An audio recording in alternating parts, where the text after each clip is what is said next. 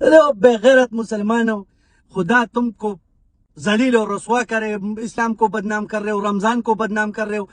یہ کون سی کتاب میں لکھا ہوا ہے کہ رمضان میں مانگ کر تم نے کھانا ہے، خیرات مانگ کر تم نے کھانا ہے؟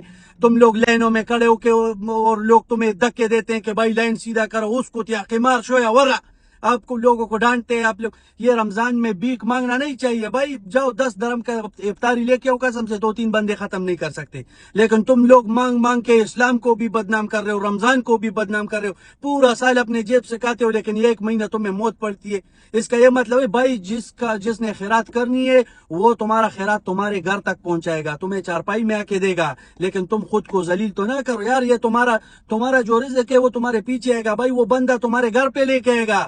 ابھی بغیر تو کچھ تو شرم کرو، لیکن مسلمانوں میں اگر شرم ہوتی تو آج کشمیر کی، فلسطین کی اور آج افغانستان میں یہ بغیرت لوگ حملہ کرتے ہیں بھائی۔ ہم تو نہیں ہے اس میں، ابھی ٹاپک چینج کیا میں نے، سوری، لیکن ابھی سے بتاتا ہوں کہ ہم افغانستان سے جنگ لڑنے کی حمایت میں نہیں ہے بھائی، ہم پیچھے ہو گئے، ہم پیچھے سے وار کریں گے۔